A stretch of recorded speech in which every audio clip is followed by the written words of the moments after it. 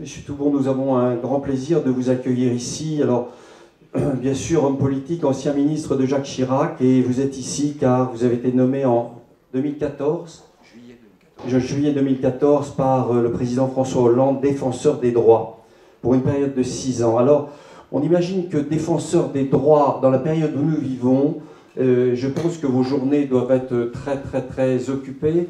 Et j'ai entendu il y a quelques heures votre prise de position très ferme et très forte sur Calais. Et bien entendu, vous nous en parlerez. Vous êtes là où les droits des citoyens sont bafoués.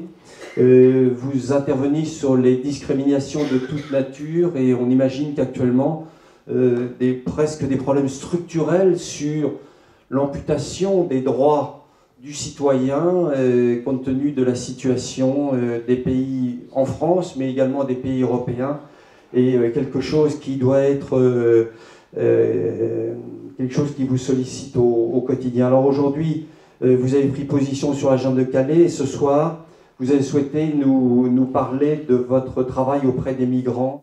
Ce que vous réalisez quotidiennement par l'action pratique, maternité de Kaboul, dont Éric Chesson vient de parler, c'est le droit à la santé. Et le droit à la santé, c'est un des droits fondamentaux dont nous essayons d'assurer l'effectivité. C'est un droit qui est à la fois moderne, parce que c'est un droit qui s'entoure d'un ensemble de mécanismes, et notamment les mécanismes naturellement de sécurité sociale, qui le rendent possible, et c'est en même temps un droit extrêmement simple, simpliste, naturel, qui remonte aux premiers âges naturellement de l'humanité, où ça consiste à essayer de faire en sorte que le mal soit guéri, qu'on y fasse face, et que ceux qui sont, à partir du moment où il y a eu des médecins ou des sorciers, je ne sais quoi, qui ont pris en charge les personnes qui étaient souffrantes, qu'on essaye d'assurer cette guérison. Et que cette possibilité d'avoir la santé et de conserver la santé soit, c'est ça la base du droit à la santé, un droit pour tous, quelle que soit sa condition, sa place, son origine, sa religion, son sexe, son âge, son handicap, que sais-je. Et en disant ça, j'introduis une idée, simplement, c'est que les droits dont nous nous occupons sont des droits universels. C'est-à-dire que le défenseur des droits est une institution de la République française, qui a été inscrite dans la Constitution en 2008, à l'article 71.1, qui fonctionne pratiquement depuis juin 2011, et dont je vais dire dans un instant les compétences très variées, mais qui a en charge des droits universels, c'est-à-dire pas les droits des citoyens français, pas les droits des nationaux français, mais les droits de toutes les personnes qui vivent dans notre pays, les 66 millions, quelles qu'elles soient, et au-delà même, dans la mesure où telle question de droit peut se poser à l'étranger, mais en relation avec une institution française, nous pouvons aussi, naturellement, nous en occuper. Puisque nos 4 missions, puisque nous avons, je ne refais pas l'histoire, nous avons été créés pour regrouper 4 institutions qui existaient précédemment, certaines depuis très longtemps, le médiateur de la République depuis 1973, premier médiateur Antoine Pinet, donc vous voyez, ça n'est pas de l'histoire tout à fait récente, et les dernières avaient été toutes créées dans les années, fin des années 90, début 2000, défenseur des enfants, Commission nationale de la déontologie de la sécurité et Haute autorité de lutte contre les discriminations, qui était la dernière, qui est entrée en fonctionnement au début de 2005.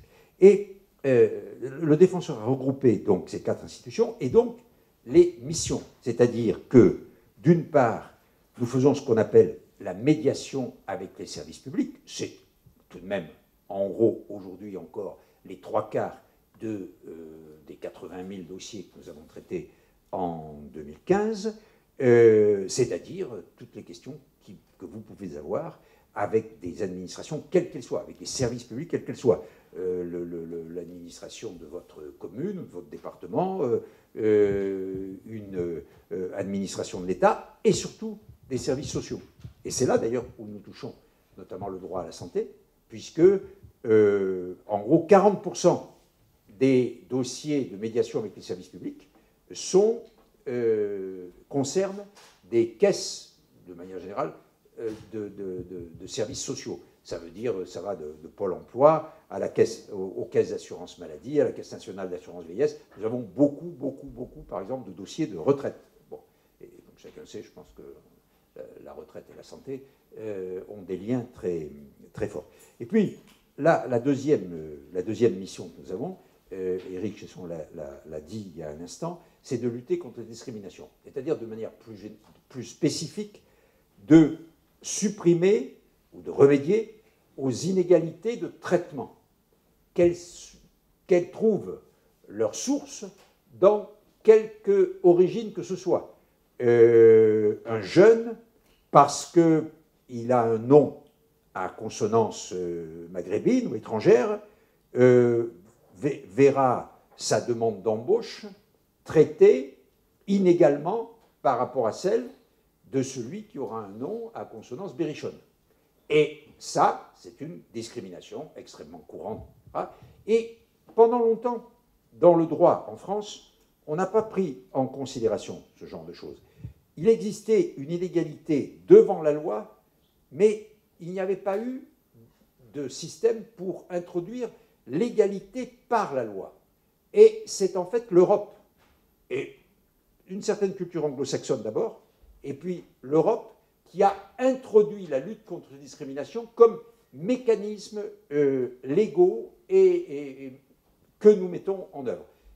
Une série de directives ont été prises dans les années 80-90 et surtout au début des années 2000, grande directive en 2000, grande directive en 2004 aussi, sur les discriminations. Et aujourd'hui, il y a 20 cas de discrimination illégale, 20 cas où on ne peut pas discriminer. Et ça peut être l'orientation sexuelle, ça peut être le handicap, ça peut être même, c'est la plus récente, elle date de 2014, dans la loi sur la ville, le lieu de résidence, où on ne peut pas dire à quelqu'un, parce que vous habitez loin à tel endroit, ou surtout dans un quartier pourri, par rapport à celui qui habite dans un beau truc résidentiel, on va, pour telle ou telle prestation, ou pour telle... Ah ben non, vous traitez différemment. Bon, voilà, par exemple.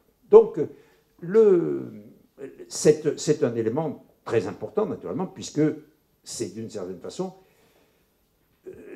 essayer de rétablir ou d'instaurer cette égalité qui est quand même au fronton de nos palais nationaux ou de nos écoles, et qui est souvent, il faut bien le dire, bafouée. Et le droit à la santé, c'est un droit qui est souvent l'objet de discrimination. Par exemple, vous le savez tous, ça existe, les refus de soins, et qui sont que vous téléphonez chez un dentiste, vous dites, voilà, je m'appelle Mohamed Akroun, je suis à la CMU, je peux avoir un rendez-vous avec le dentiste?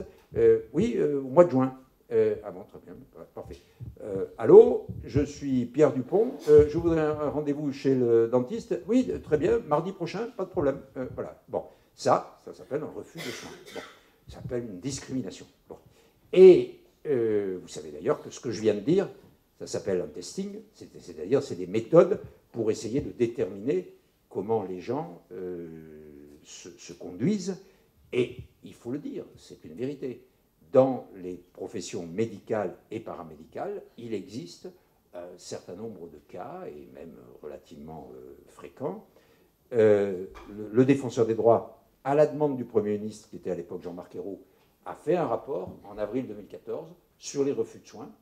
Et dans la loi santé que Marisol Touraine a fait voter, il y a un article 19 qui n'est pas grand-chose, mais qui est une petite tentative de prendre en considération les refus de soins et d'essayer de les traiter. C'est encore très timide, mais c'est très important, bien entendu.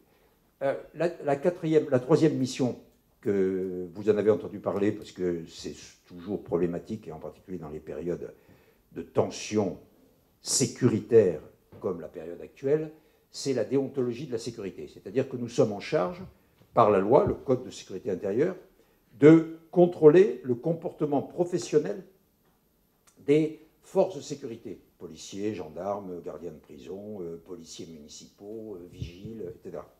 Ça veut dire, est-ce que ce qu'ils font, c'est les deux grands principes, est-ce que la manière dont ils agissent répond aux principes de nécessité et de proportionnalité.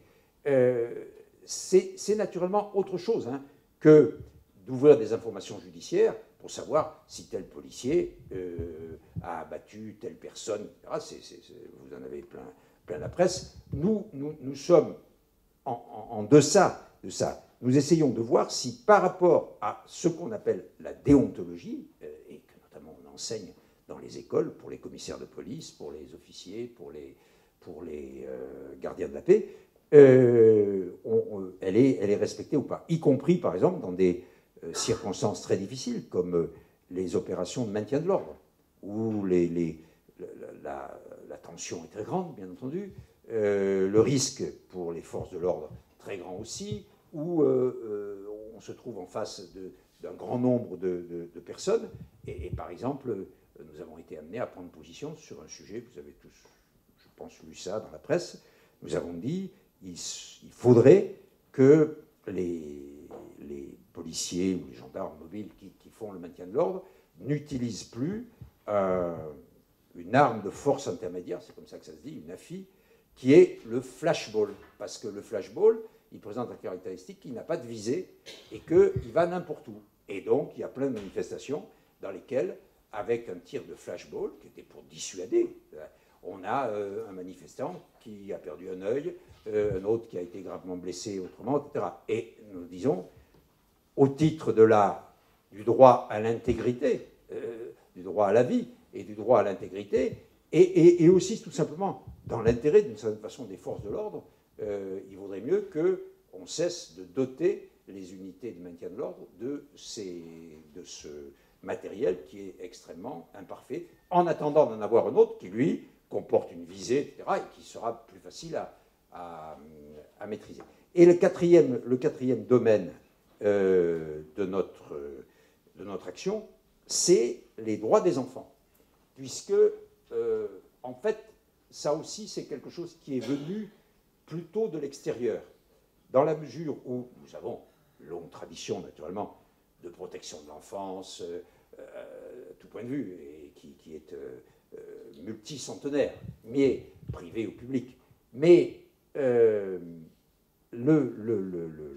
a été introduit en termes de droits de l'enfant et de possibilité pour l'enfant de revendiquer ses droits, ou de le voir revendiqué par une association, par ses parents, une innovation considérable, c'est la Convention internationale des droits de l'enfant du 20 novembre 1989, qui a donc un peu plus d'un quart de siècle, et qui comporte toute une série de dispositions qui ont très fortement influencé tous les pays, développés naturellement, mais aussi assez largement les autres, pour faire de l'enfant non plus seulement un objet, en quelque sorte, mais un véritable sujet de droit. C'est à partir, par exemple, de là qu'on a créé toute une série de mécanismes pour que les enfants puissent s'exprimer.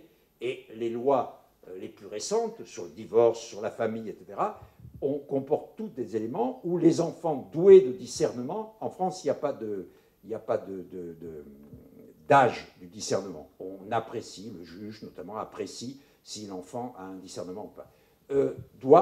Peuvent exprimer leur point de vue sur quelque chose, par exemple, le plus banal, vous en avez tous entendu parler, c'est l'enfant, au moment d'un divorce, peut dire s'il veut aller vivre au domicile de tel ou tel autre, de son papa ou de sa maman.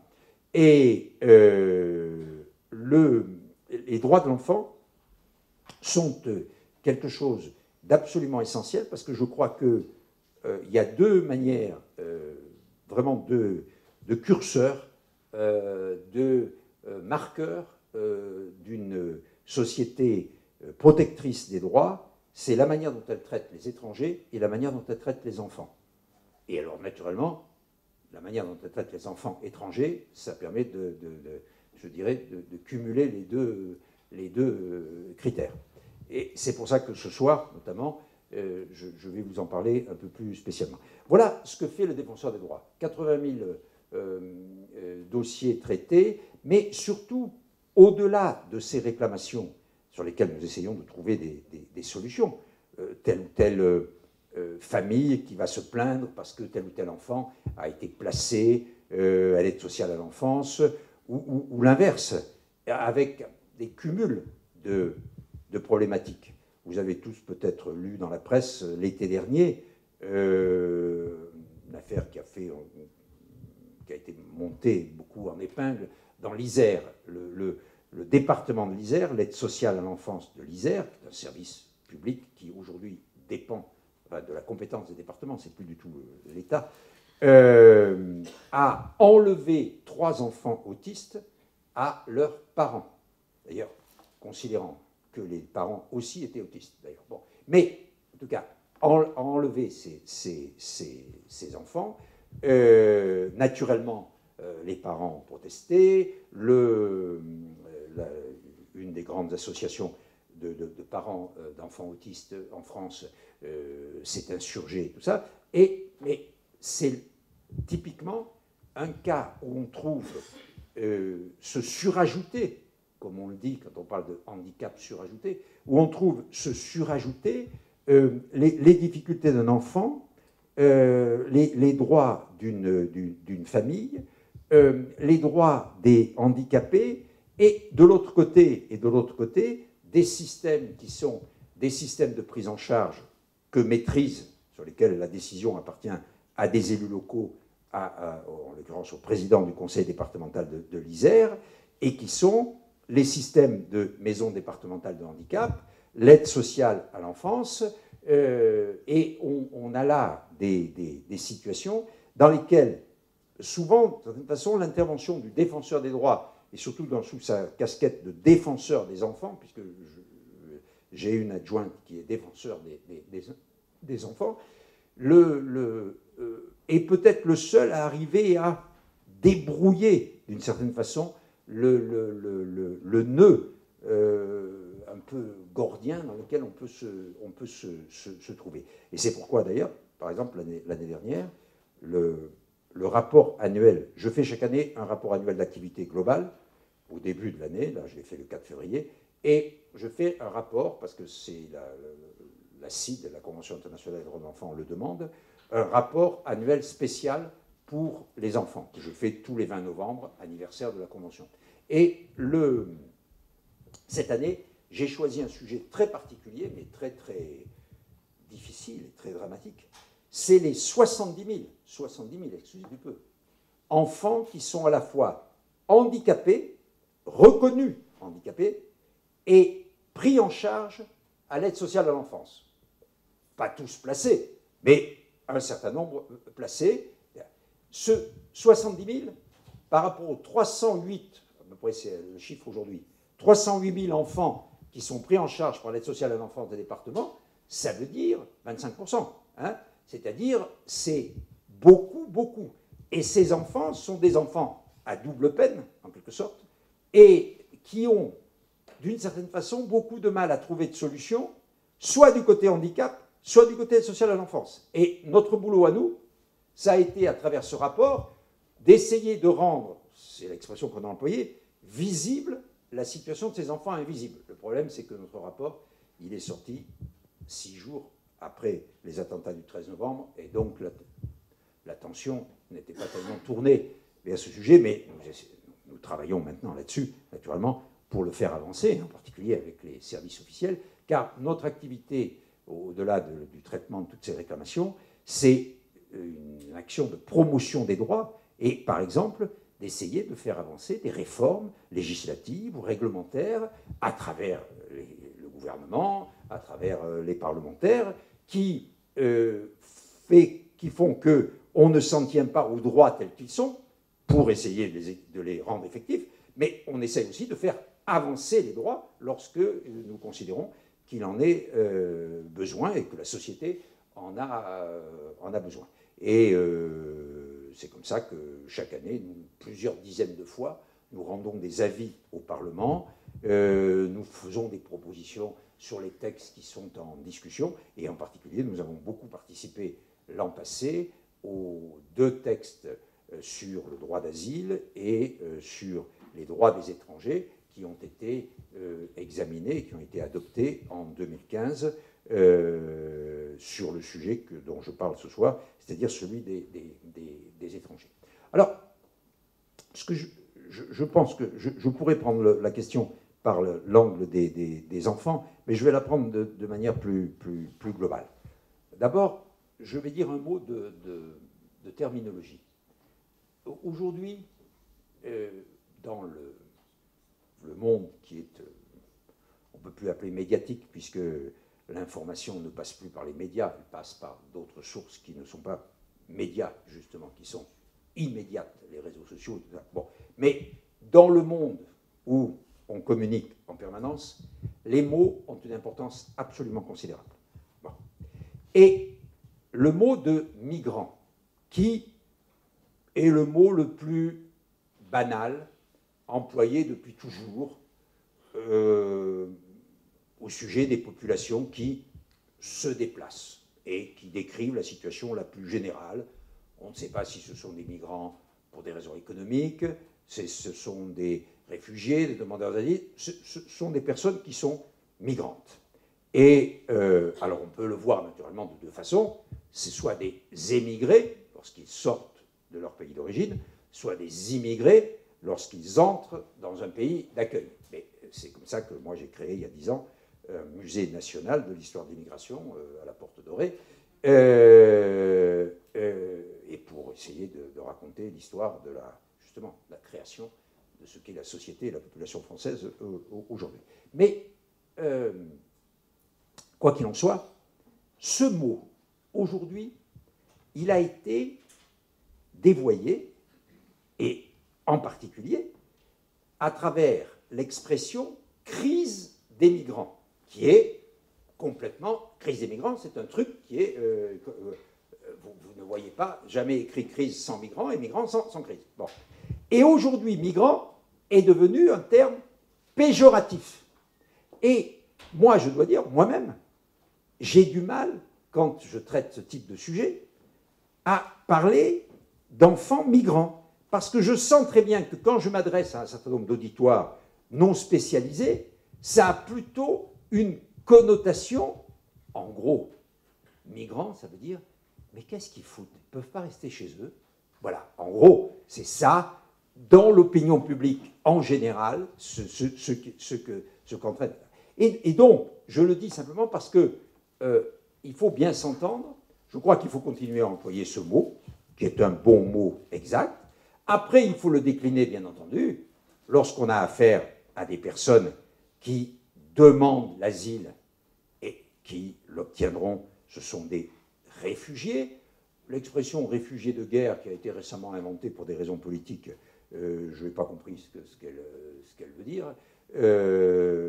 Parce que si vous prenez, par exemple, j'en sais rien moi, les réfugiés qui viennent de l'Est de l'Afrique, Érythrée, Soudan, Éthiopie, très franchement, ils sont tous des réfugiés de la guerre, de la famine, de la dictature, de tout ce que vous voulez. Hein. Donc il vaut mieux les appeler réfugiés tout court, parce que c'est clair qu'ils essayent de s'en sortir, et notamment ils traversent l'Afrique d'est en ouest pour sortir du côté de la Mauritanie ou du Maroc, parce que c'est plus possible là où ils sont. Donc on peut employer réfugiés. Il y a aussi une expression qui est très dévalorisatrice et péjorative, c'est celle des migrants économiques. Migrants économiques, c'est ceux qui viennent vous prendre le pain dans la bouche. Bon, c'est ceux qui viennent, dans nos pays où il y a beaucoup de chômage, prendre le travail de ceux qui n'en ont pas.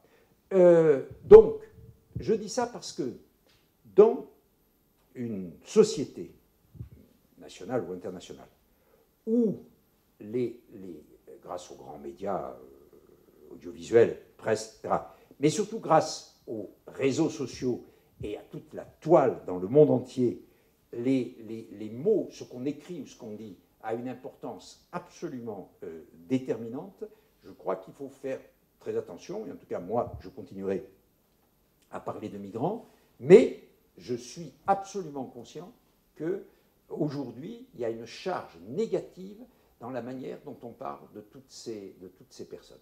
Et c'est très naturellement angoissant, parce que c'est sur la base de ces, je dirais, de ces opinions publiques négatives que on met en œuvre des politiques qui sont également négatives, ou que l'on répand des idées, je vais en dire deux ou trois, qui sont des idées, comme aurait dit Flaubert, des idées reçues, fausses.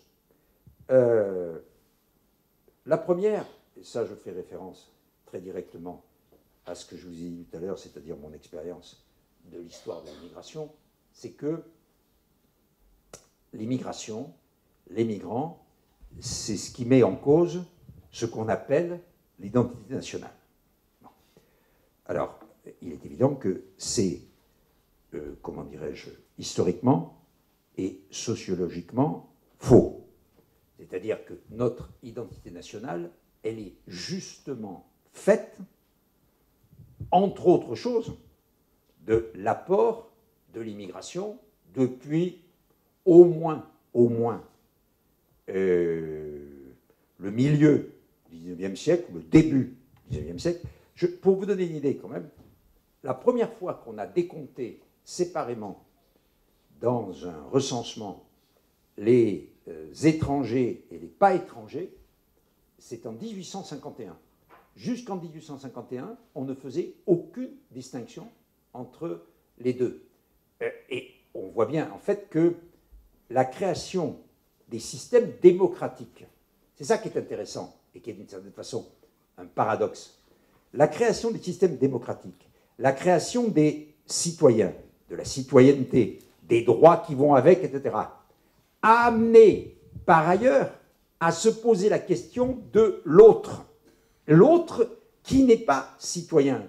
Et un siècle après, c'est le mouvement des droits de l'homme, après la barbarie nazie, après le jugement de Nuremberg, la Déclaration universelle de 1948, qui a, si j'ose dire, refermé cette parenthèse en essayant de faire en sorte, ce que j'essaye de faire moi, que les droits soient universels et pas réservés aux uns et pas aux autres. Et toute l'histoire de l'immigration, c'est de considérer que, dans un pays comme la France, il n'y a pas eux et nous, mais que nous comprend plein de gens qui ont pu, à une époque d'ailleurs, être eux, mais qui aujourd'hui sont nous. Et c'est toute notre histoire. Encore une fois, il y a un chiffre qui résume tout. 25% des personnes qui sont françaises aujourd'hui ont, à la troisième génération, c'est-à-dire au grand-père ou à la grand-mère, une origine née à l'étranger.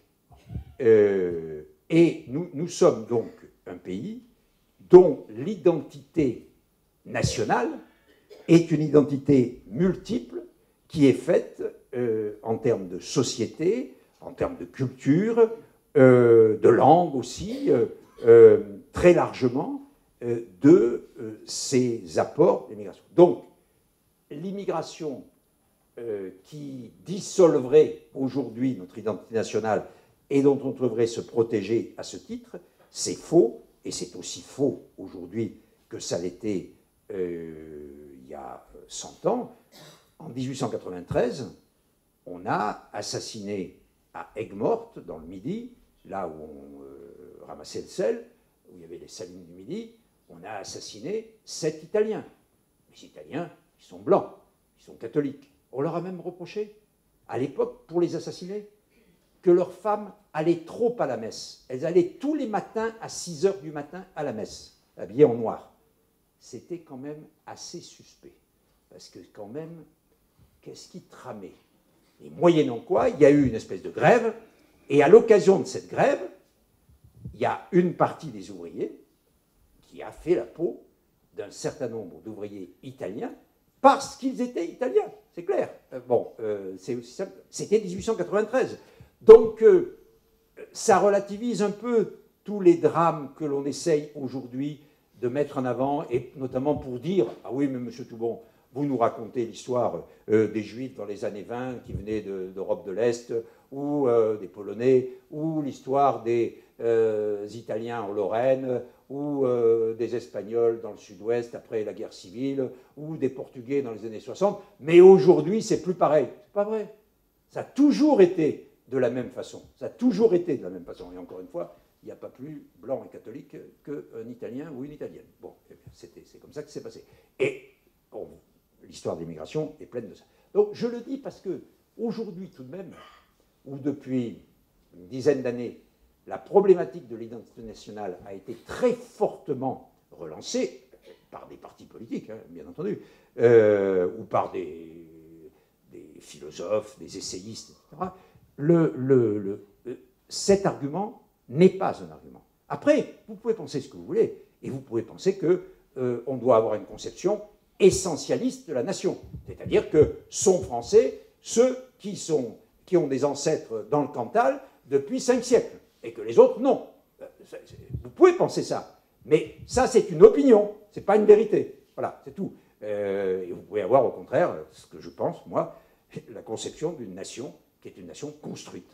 Il y a un historien qui a écrit un livre qui s'appelait Le Creuset français, c'est-à-dire que c'était la nation française comme dans la métallurgie. On mettait différents métaux, ça faisait un alliage, et il y a un autre a écrit, un historien tout à fait d'une autre opinion d'ailleurs, a écrit un livre qui s'est appelé La fabrique des Français. On voit bien l'idée d'un processus en marche de la vie. Deuxième idée qui est une idée qui aujourd'hui est très largement répandue, et c'est l'idée notamment qui prévaut dans cette fameuse affaire de Calais.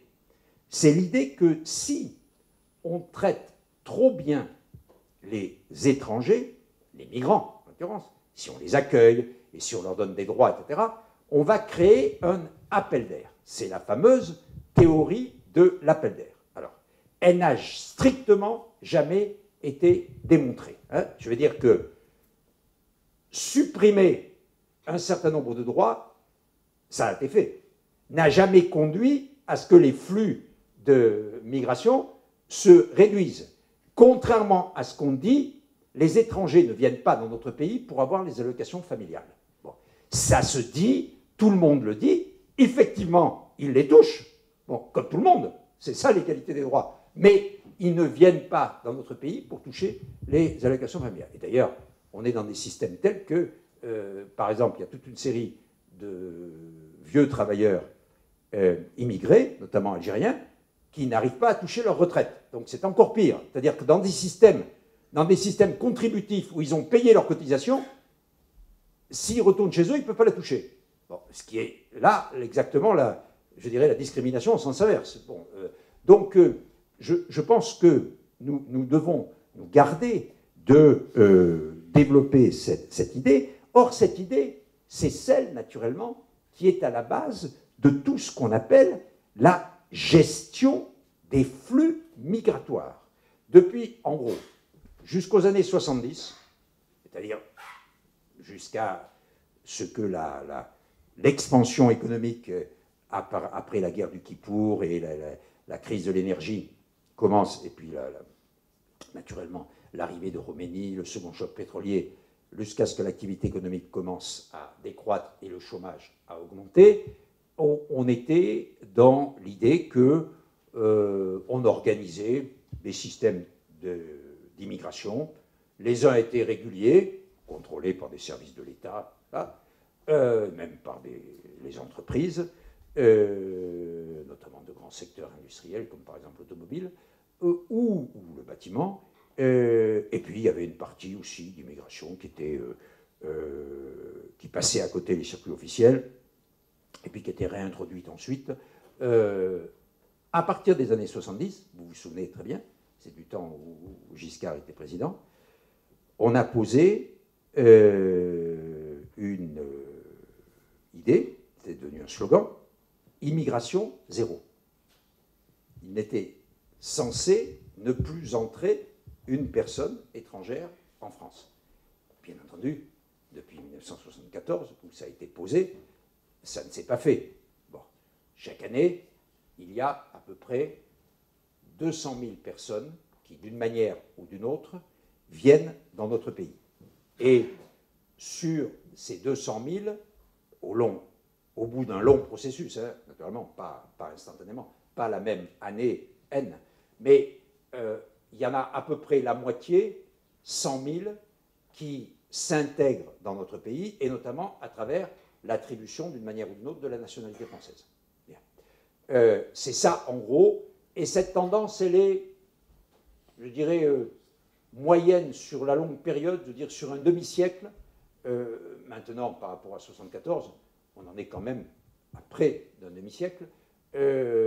Cette tendance, elle est la tendance qu'on peut considérer comme une tendance normale et qui ne se corrige pas. D'ailleurs, c'est ça qui rend vaine, d'une certaine façon, les politiques qui sont proclamées sur les estrades de gestion des flux migratoires. C'est qu'en fait, on ne voit rien changer suivant que vous avez un gouvernement qui est censé ouvrir les portes à l'immigration ou que vous avez un gouvernement qui est censé, au contraire, les fermer. C'est le mouvement et la tendance est la même. Parce que, tout simplement, elle répond à un état du monde et à un état de l'Europe, j'en parlerai tout à l'heure. Mais c'est clair que cette idée d'appel d'air et de lutter contre l'appel d'air, elle conduit à des choses qui sont bizarroïdes et totalement contre-productives. Par exemple, quand on a examiné un texte sur la santé, le Sénat avait voté une suppression de l'aide médicale d'État pour les personnes en situation irrégulière, pour remplacer ça par une aide médicale. Pourquoi pour le remplacer? Parce que les conventions internationales nous font obligation de verser une aide. Bon, hein, on ne peut pas ne pas le faire. Donc, on remplaçait l'aide médicale d'État par une aide médicale d'urgence qui était en fait très limitée et qui était mise en œuvre, non pas de manière permanente, mais selon un droit d'entrée annuel, très compliqué, c'est-à-dire qui en fait n'aurait pas joué. Bon, c'est une disposition qui était une disposition clairement pour gérer des flux migratoires. Et c'est l'idée que nous sommes trop généreux, c'est ce que je disais tout à l'heure, ils viennent pour les allocs, nous sommes très généreux et cette générosité, elle engendre des flux migratoires. Or, voilà une idée même, ça a été supprimé par l'Assemblée, hein, mais voilà une idée même qui est contraire aux intérêts de la santé publique, à la simple dignité des personnes humaines et qui ne repose sur aucune base. Le besoin de soins, vous savez, on dit aussi souvent, il y a des étrangers qui viennent en France pour se faire soigner. Toutes les études démontrent que le besoin de soins est une cause totalement marginale de migration. Totalement marginale. C'est pas moi qui le dis, c'est toutes les études qui ont été faites. Il n'y a pas de... Donc, autrement dit, l'assistance publique n'est pas envahie d'étrangers parce qu'ils sont venus là pour bénéficier, etc. C'est tout simplement parce qu'il se trouve qu'ils sont là, qu'ils vivent dans des conditions telles qu'ils sont plus fréquenteurs ou plus utilisateurs des services de l'hôpital public, et notamment des services d'urgence, à la place de la médecine classique, puisque l'urgence tend, vous le savez mieux que moi, à se substituer à la médecine de ville dans beaucoup de circonstances aujourd'hui, notamment dans certaines grandes agglomérations. Donc, ce que je voulais dire, c'est que cette deuxième idée sur l'appel d'air, par exemple, dans le domaine de la santé, elle est même contre-productive, parce qu'elle va naturellement créer, à partir du moment où les gens ne se soignent pas, et en particulier à partir du moment où ils n'ont pas la possibilité de faire face à certaines maladies infectieuses qui ont recommencé à se répandre, vous le savez, dans certaines populations, on court des risques naturellement pour la santé publique. C'est exactement le contraire de ce qu'il faut faire. Mais le plus bel exemple, bien entendu, de cette affaire de l'appel d'air, cette théorie de l'appel d'air, c'est Calais. À Calais, j'en parlerai tout à l'heure sur un autre aspect, c'est l'accord du Touquet, c'est-à-dire le fait que nous avons accepté que la frontière des Anglais soit en France. Comme dit l'autre, Jeanne d'Arc se retournerait dans sa tombe, mais c'est pas mon sujet. Mais je pense que la vraie question est que vous avez tous vu les images de Calais. Bon, vous avez vu les images de Sangatte à la fin des années 90. Puis Sangatte a fermé. Ensuite, un certain nombre de migrants se sont installés partout autour dans ce qu'on a commencé à appeler la jungle, mais qui était vraiment la jungle parce que c'était partout au long de la côte, tout ça. Bien. Et puis, on a, après les accords du Touquet, qui sont de 2004, on a donc bloqué la frontière, et là, on commençait à s'installer.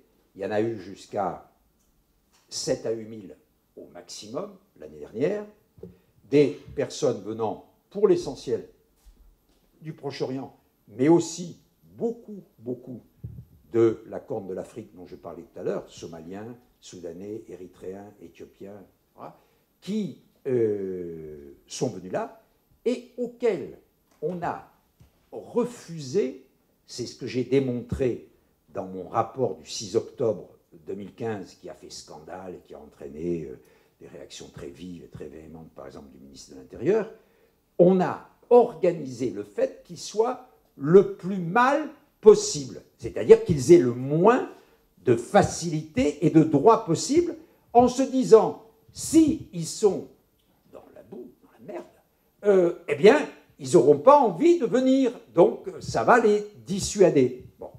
Et, noir sur blanc, c'est ce que le ministre de l'Intérieur répond quand je dis il faut respecter les droits fondamentaux à l'hébergement, les droits fondamentaux à l'abri pour les enfants, etc., etc. Et on me répond, si on le fait, ça va être un encouragement. Bon, voilà. Et là, nous sommes naturellement au cœur même de cette question. Moi, j'essaye de faire en sorte que ces droits fondamentaux s'exercent au profit de tous, y compris du dernier Irakien qui va arriver là complètement démuni, etc., éventuellement avec sa femme et ses enfants. Et donc, je pense que le fait de ne pas être au froid, le fait de ne pas être à l'humidité, le fait d'avoir de l'eau, le fait de pouvoir manger, le fait de pouvoir être soigné à l'hôpital de Calais ou dans une permanence médicale sérieuse, etc., le fait d'avoir des points d'eau plus près que 500 mètres, comme c'était le cas quand j'ai fait mon rapport au mois d'octobre, etc., c'est ce que j'appellerais un minimum humain, le minimum universel humain, si je peux le dire, au-delà même du juridique. Et on voit bien comment on se prend, d'une certaine façon, et l'Europe tout entière, se prend à son propre piège en menant de telles politiques. Et on a une autre illustration, et je termine là-dessus avant de parler d'un élément d'actualité, c'est l'accord entre l'Union européenne et la Turquie. On a cette idée qu'il faut séparer les bons réfugiés des méchants migrants économiques. Et ça, c'est donc ce qu'on a décidé de faire à travers ce qui est devenu un mot, hélas, français, les hotspots, bon, les points chauds. Bon. Et les hotspots, qui sont censés être en Grèce, d'ailleurs, toujours impossible, naturellement,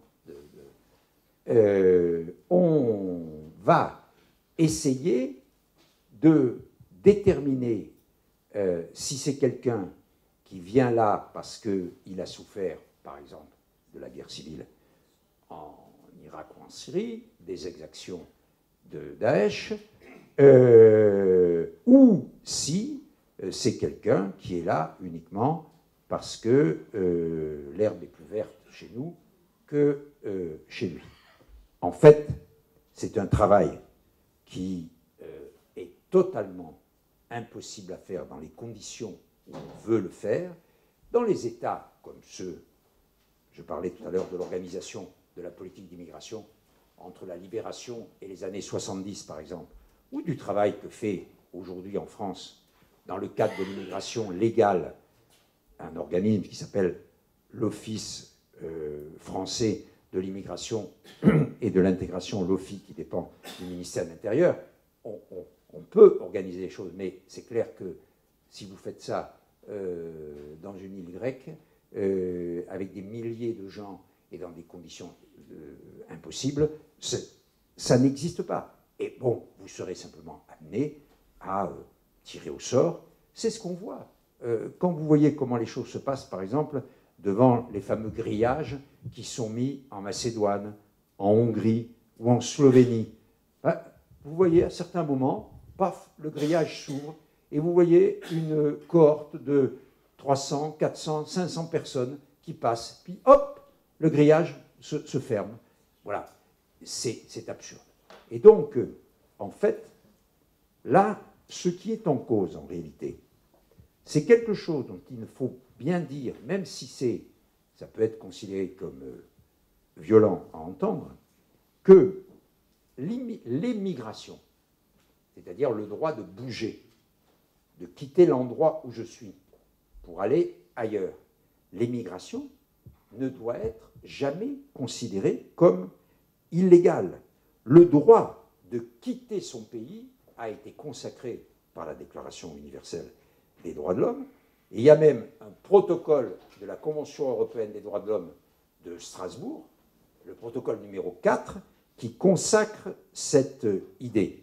Et bien entendu, le droit d'asile, lui, qui est le droit de ceux qui sont opprimés, massacrés, etc., notamment pour leurs opinions politiques ou leur confession religieuse, c'est la Convention de 51, et c'est, je le rappelle, un droit constitutionnel en France. Ce n'est pas des conventions internationales qui sont à côté de nous, c'est dans notre droit. C'est dans notre droit parce que d'abord on a un article 55 de la Constitution qui dit que les traités sont supérieurs aux lois, mais c'est dans notre droit parce que le Conseil constitutionnel en a fait, et depuis très longtemps, un principe fondamental de la République, ce principe d'accueil.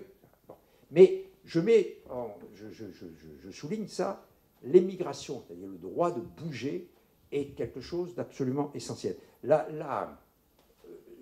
Emmanuel Levinas avait une expression, je ne la retrouve pas tout à fait, mais il disait que la caractéristique la plus haute de l'humanité, c'était quand quelqu'un était capable de laisser sa place à quelqu'un d'autre. Il le disait beaucoup mieux que je le dis, hein, mais je trouve que c'était au titre de devoir d'hospitalité et tout ça, mais ça dit assez bien les choses. Et je pense qu'aujourd'hui, il aurait quelques problèmes, Emmanuel Levinas, si il voyait la situation actuelle. Je termine en disant qu'une illustration de cette politique de protection, de fermeture, contre-productive, et contre laquelle, moi, défenseur des droits, j'essaye de lutter à travers la mise en œuvre des droits fondamentaux, c'est, en dernier lieu, cet accord entre l'Union européenne et la Turquie. Alors d'abord, ce n'est pas un accord entre l'Union européenne et la Turquie. C'est un accord entre le gouvernement turc, d'un côté, et le Conseil européen des chefs d'État et de gouvernement. Car pour l'instant, ça n'a pas été du tout transformé en traité entre l'Union européenne et la Turquie. Ce n'est pas pour autant qu'on ne le met pas en œuvre, puisque, comme vous l'avez tous vu ou entendu dans la radio ou vu à la télévision, les deux premiers ferries qui ont renvoyé des réfugiés syriens en Turquie sont partis aujourd'hui de l'île de Lesbos. Cet accord, il est très caractéristique de ce que nous essayons de faire.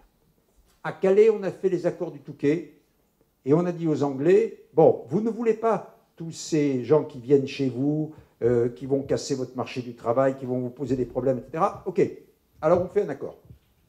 On va fermer notre frontière. C'est-à-dire qu'on a fait Schengen à l'envers.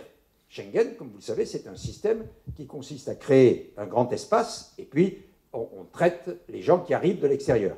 Là, c'est exactement l'inverse. Les gens sont empêchés de sortir pour aller en Angleterre, qui n'est pas dans Schengen. Hein. C'est ça le jeu. Hein. Bon, l'Angleterre ne fait pas partie de la zone Schengen. Donc, et on s'est institué garde-frontière de la Grande-Bretagne à la place de la Grande-Bretagne. Et c'est un système qui a conduit à ce que j'ai expliqué tout à l'heure, c'est-à-dire ces milliers et ces milliers de gens qui se sont trouvés à Calais et qu'on a cherché à traiter le moins bien possible pour qu'ils n'y viennent pas. Le problème, c'est qu'ils continuent à y venir et que la situation actuelle, après l'évacuation de la partie sud de ce qu'on appelle, de ce qui est le camp de la Lande, et qu'on appelle la jungle, mais c'est le camp de la Lande, et les différentes propositions qui ont été faites, pour l'instant, ça ne fonctionne pas. La seule chose qui fonctionne, c'est qu'on a à peu près, depuis le début de l'année 2015, accordé 1500 demandes d'asile à des personnes qui ont donc accepté d'annuler leur projet d'aller en Angleterre pour demander l'asile en France. Mais c'est une petite proportion, parce qu'en réalité, le flux est beaucoup plus important. Mais l'accord avec la Turquie, c'est massivement l'incarnation de cette politique absurde, et surtout, il faut le dire, et je l'ai dit à plusieurs reprises depuis 15 jours, de la semaine dernière devant la commission des lois, etc., et je le dis devant vous, illégal. On ne peut pas renvoyer des personnes qui demandent à avoir le statut de réfugié dans un pays qui n'est pas considéré comme sûr, SUR, avec un accent circonflexe, malgré la réforme de l'orthographe, au sens de la Convention de Genève de 1951. Or, la Turquie n'est pas considérée ni par l'Union européenne, ni par la Grèce, jusqu'au vote du Parlement grec il y a 8 jours, qui a dit que c'était un pays sûr, comme ça, Saint-Esprit est arrivé, c'est devenu un pays sûr. Mais l'Union européenne ne considère pas que c'est un pays sûr. Donc, on ne peut pas renvoyer quelqu'un dans un pays qui n'est pas un pays sûr. Mais de plus, à supposer que la Grèce et que la Turquie, et bien entendu, elle va le devenir, parce que l'Union européenne va changer son dispositif, et sera considérée comme un pays sûr. Après, l'autre question, c'est que la Convention européenne des droits de l'homme et les conventions des Nations unies interdisent qu'une personne qui a été renvoyée dans un pays soit renvoyée ensuite dans un autre pays où là, elle pourrait effectivement être menacée. Or, qu'est-ce que font les Turcs? On le sait, c'est tous les jours. Ils prennent des Syriens et ils les renvoient en Syrie. Bon. C'est-à-dire qu'on remet les personnes qui ont fui la guerre. Et je rappelle qu'il y a 14 millions de personnes qui sont parties de Syrie et d'Irak. 14 millions. Ce n'est pas des militants politiques qui ont été emprisonnés, opprimés, etc. Ce n'est pas une petite minorité d'activistes. C'est 14 millions de personnes. C'est-à-dire c'est un pays entier qui est parti. Hein, bon. Donc, ils vont être renvoyés en Irak ou en Syrie, et dans des conditions qui sont naturellement extrêmement menaçantes pour eux, et tout à fait contraires aux règles, notamment de la Convention européenne des droits de l'homme. Donc, à ce double titre, pays pas sûr et susceptible d'être renvoyés là où ils seront menacés, c'est un accord qui est illégal, irrégulier. Et quand on commence, pour faire plaisir aux opinions publiques, ou pour essayer d'arranger plus ou moins ses affaires, ou de trouver un compromis entre les 28, à faire des choses aussi violemment illégales, moi je pense que non seulement on prend des décisions qui sont politiquement, à mon sens, contre-productives, mais je pense qu'aussi on compromet son âme. Et dans cette affaire, je crois honnêtement qu'au-delà du droit, il y a une considération qui est de base, est-ce qu'on est encore partisan de respecter la dignité égale de toute personne humaine?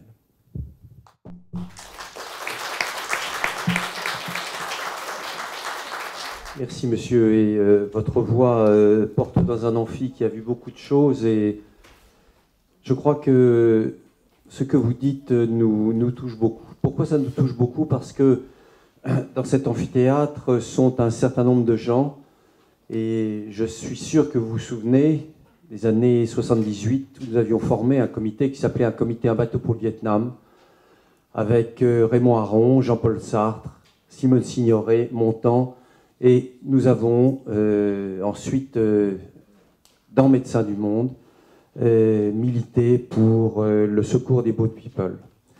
Et je trouve, si vous voulez, je voulais vous poser une question qui était une question à l'homme politique, mais qui était presque une question personnelle. Pour dire, Eric, juste, les boat people, nous les avons faits au moment même où, je veux dire, nous les avons fait à la suite de ce mouvement, nous les avons accueillis, et très très très nombreux. La ville de Paris, par exemple, avec Chirac, a fait... Bon, au moment même où on avait dit immigration zéro. Mais là, on a tenu compte de quelque chose qui n'était pas la considération de l'immigration zéro, de la crise économique, etc. C'était ce que le bateau pour le Vietnam avait exprimé, c'est-à-dire l'homme ne pouvait pas laisser crever l'homme. Voilà, c'est tout. Vous avez résumé beaucoup mieux que je voulais le faire. C'est ce mouvement qui a été un mouvement d'abord français, puis ensuite allemand, puis ensuite les Pays-Bas. Et nous avons été partout faire ces Boat People Day jusqu'à forcer, entre guillemets, le blocus et de ramener les Boat People en baie de Seine et de les remonter jusqu'à Rouen, de faire la même chose à Hambourg. Et il y a eu un mouvement. Il y a eu une prise de conscience de l'horreur intégrale. Et moi, si vous voulez, je vous assure que je suis dans une désespérance totale, et c'est pour ça que je suis particulièrement heureux de vous avoir écouté ce soir. C'est que je suis absolument effaré. Nous avons eu une brève conversation dans mon bureau, et vous l'avez réexprimé ici. Les Anglais nous payent pour qu'on les garde. L'Union européenne paye les Turcs et les paye très cher pour qu'ils les gardent. Et une partie de cet argent aurait pu être mis dans les pays d'accueil où nous sommes, que ce soit l'Irak, le Kurdistan, où sont les associations comme Médecins sans frontières, comme Médecins du Monde, et sont dans une solitude absolument totale, avec une réduction des fonds considérable. Et ma question, si vous voulez, et vous y avez partiellement répondu, mais comment se fait-il qu'on ne sente pas les intellectuels, si quelques ONG qui font du travail remarquable, mais qui sont dans une telle solitude, comment ne sent-on pas ces intellectuels que j'ai cités tout à l'heure? Parce que les images que nous voyons et que vous avez rappelées sont tellement intolérables, et en plus, a-t-on déjà payé pour que le problème soit chez le voisin? Donc, ma question c'est, qu'est-ce que vous pensez et qu'est-ce que vous en tirez? Est-ce que pour vous, il y a une véritable inquiétude sur, bien sûr, cette hyper-médiatisation, mais cette mollesse, cette non-réaction que nous avons face, par exemple, à ces deux ferries qui sont les ferries de la honte. Et donc, je voulais... en plus, vous avez raconté ce que vous avez fait dans ce musée, où vous avez probablement être de ceux qui a le plus pris position et qui a la connaissance de l'immigration et des migrants, comme vous le disiez. Je pense que... Moi, je suis une voix, et je ne suis pas le ministre des Affaires étrangères, je ne suis pas le président de la République, je ne suis pas le président de la Commission européenne, mais je dirais que explication, double explication. Premièrement, un discours politique qui, depuis 20 ans, a totalement dérivé vers, employons le mot très vite, xénophobie. Alors, ça prend toutes les formes de racisme, bon, mais en gros, xénophobie. C'est-à-dire, au sens propre du mot, je suis contre l'autre. Je ne suis pas avec l'autre, je suis contre l'autre. Voilà, bon, ça c'est le discours. Bon. Et maintenant, c'est, encore une fois, malheureusement, de la droite à la gauche et de la gauche à la droite. Bien. Et dans tous les pays européens, bien entendu, pas seulement en France. Deuxième effet, qui est plus, je dirais, actuel, mais c'est la sidération à la suite des attentats terroristes, qui fait que tout discours sécuritaire est consensuel, tout discours qui n'est pas sécuritaire, même pas qui est antisécuritaire, mais qui n'est pas seulement sécuritaire, est problématique. Et l'affaire de l'immigration, naturellement, comme le bébé avec l'eau du bain, elle fait partie de cet état d'esprit, à la fois dérive et sidération. Alors, à partir de là, bon, moi je suis de ceux qui ne pensent pas que la situation est désespérée. Pas parce que je suis d'un naturel optimiste, et pas parce que je suis d'un naturel actif, et que je pense qu'il faut passer son temps à agir plutôt que de se lamenter, et après tout, c'est ce que vous faites, vous, tous les jours. Hein. Bon. Mais parce que je crois que les épisodes politiques que nous vivons aujourd'hui, et peut-être qui vont encore se prolonger pendant 2 ou 3 ans passés, je crois que l'Europe va changer de posture. C'est-à-dire qu'elle va cesser d'être une forteresse et de se gonfler de tout ce qui est possible pour empêcher. Il y a quand même des gens qui ont proposé qu'on fasse traiter la question de l'immigration par l'OTAN. C'est-à-dire qu'une alliance militaire soit chargée de traiter les questions de l'immigration. Enfin, ça a été dit, ça a été écrit. Bon, on est quand même dans quelque chose d'hallucinant. Donc, je pense qu'on va trouver des voies. Parce qu'au niveau de l'Union européenne, quoi qu'on dise, les mécanismes sont imparfaits. Les États-nations jouent un trop grand rôle, il n'y a pas assez d'intégration, etc. Bon, moi, je suis spécialiste d'affaires européennes depuis des années et des années, je peux en parler pendant des heures, mais n'empêche, il existe des moyens de prendre des décisions. Il y a des processus de décision, et je crois qu'on y arrivera, c'est-à-dire à passer d'une Europe forteresse, parce que c'est quand même nous qui sommes principalement concernés. Hein. On parle du Rio Grande et des murs que M. Trump veut ériger, tout ça. Bon, je pense que le vrai problème aujourd'hui, il est un problème méditerranéen, il est un problème moyen-oriental, proche-oriental, et puis au-delà, Iran, Afghanistan, etc. C'est-à-dire, c'est un problème qui commence au Sri Lanka et qui se termine à Édimbourg. Donc, c'est ça la question. Et il ne faut pas se cacher, il ne faut pas essayer de raconter des histoires sur les Américains ou je ne sais quoi, ou la politique des Chinois. Là, regardons d'abord ce que nous faisons. Et je pense, moi, qu'on peut passer d'une politique, d'une attitude, d'une posture, de Europe forteresse à une Europe qui assume son destin.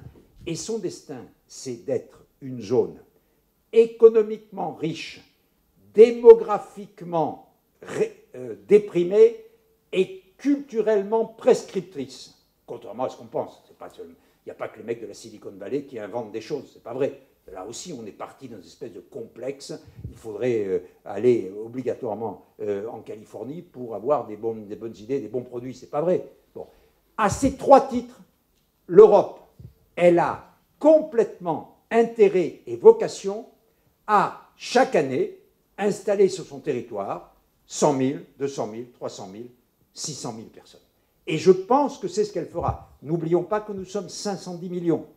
Les réfugiés dont on a parlé quand il y a eu un plan de relocalisation qui a été adopté par le Conseil européen, c'était 160 000.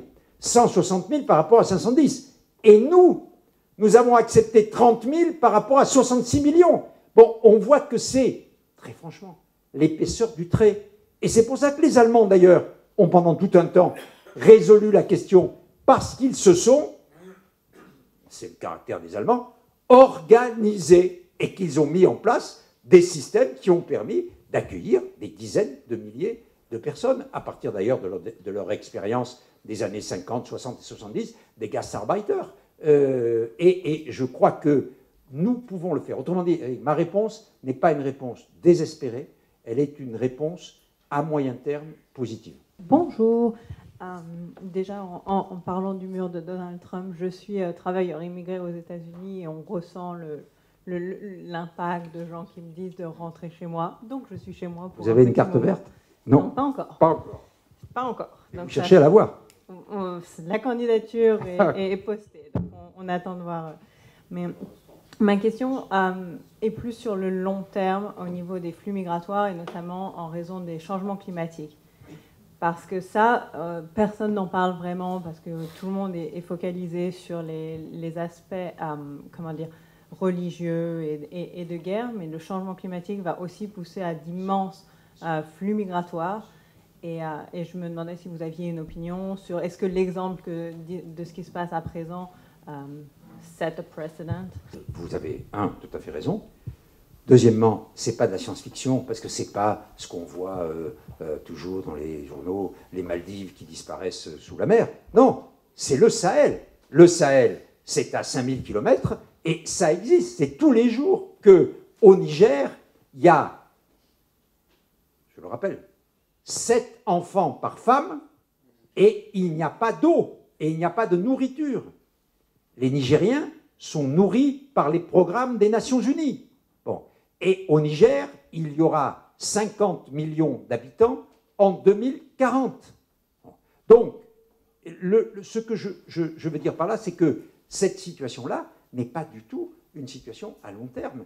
Et quand je parlais des Éthiopiens, des Érythréens, etc., c'est vrai qu'il y a la dictature, c'est vrai qu'il y a tout ce... Mais il y a surtout le fait qu'aujourd'hui, ce sont des pays dans lesquels l'agriculture est complètement sinistrée, comme à l'exemple des pays du Sahel qu'on connaît, nous, et qui parce qu'ils appartiennent à l'ancienne zone d'influence de la France. Mais je crois que cette question-là est absolument évidente. Et regardez, aujourd'hui, ce que nous apprenons, c'est ce qui se passe aux Philippines, avec les conséquences terribles d'El Niño. Les Philippines, il y a 5 ans, sont noyées sous l'eau, et cette année, il n'y a pas de récolte à cause de la sécheresse qui est créée par le même phénomène de El Niño. Donc, c'est absolument évident, vous avez tout à fait raison, mais ça, un continent comme le continent européen, avec les capacités dont j'ai parlé tout à l'heure, elle peut parfaitement le gérer. Je suis absolument sûr qu'avec les programmes des Nations Unies, et on peut parfaitement gérer ça. Et on ne doit pas laisser les Philippins faire ce qu'ils ont fait. On en est, vous l'avez vu, les émeutes de la faim. Ça, c'est pas pensable. Mais il y a des choses à faire. Et Eric le disait, si on mettait de l'argent là où on peut, du point de vue de la santé, du point de vue de l'agriculture, du point de vue de l'adduction d'eau, du point de vue de l'apport énergétique, etc., résoudre des problèmes, c'est-à-dire sur place, plutôt que de mettre cet argent pour louer des bateaux pour Frontex, ce qui est le cas aujourd'hui, enfin, on fait quand même, c'est quand même hallucinant.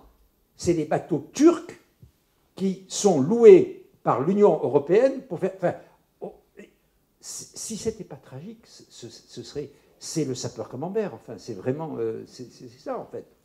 Pourquoi on ne trouve pas une solution de la source? Parce qu'en fait, il y a un problème en Syrie. Oui. Le droit de l'homme est bafoué et a été refusé aux Syriens trouver un territoire humanitaire en Syrie. Oui. En fait, voilà, vous avez dit, il y a 14 millions, moi je peux dire, il y a 10 millions de Syriens qui sont à la frontière, 3 millions en Turquie, à peu près 2 millions en Jordanie et 2 millions au Liban et plusieurs millions à l'intérieur de la Syrie. Et beaucoup de forces internationales, ils ne cherchent pas à trouver une solution à l'intérieur de la Syrie. Votre question contient la réponse. C'est évident que, d'abord, sur le plan politique, c'est clair que c'est en Syrie que se trouve la solution. En ce moment, il y a des pourparlers à Genève qui ont commencé il y a 15 jours, dont personne ne parle, mais qui peut-être contiennent quelque chose. Bon, donc, c'est une solution politique en Syrie. Et puis, d'autre part, comme vous le dites très très bien, il faut trouver des moyens d'assurer des installations humanitaires, des zones humanitaires, et à travers, en particulier, les grandes organisations qui sont tout à fait prêtes à le faire. Mais aujourd'hui, on est exactement dans la situation inverse, puisque on a tous vu que ce soit en Afghanistan ou que ce soit en Syrie, certains des belligérants bombardent directement et préférentiellement les installations de MSF, par exemple. Donc, on est exactement dans la situation inverse. On n'a pas un territoire humanitaire. Les humanitaires sont considérés comme des adversaires. Bon. Donc, moi, je suis entièrement... Et je pense qu'un des éléments, un des premiers éléments, s'il y a des accords à Genève, un des premiers éléments, c'est de trouver, par exemple, autour d'Alep, ou autour d'un certain nombre de régions comme ça, de trouver des zones, effectivement, alors on appelle ça des corridors, je ne sais pas pourquoi on appelle ça des corridors, parce que souvent ce n'est pas des corridors, mais des zones qui permettent de mener de l'action humanitaire. Et nous avons tous les moyens de le faire. Mais Eric a raison de le dire, on en parlait tout à l'heure avant de descendre, aujourd'hui, on ne voit pas comment certaines équipes peuvent aller opérer dans des conditions où le minimum de sécurité n'est absolument pas assuré.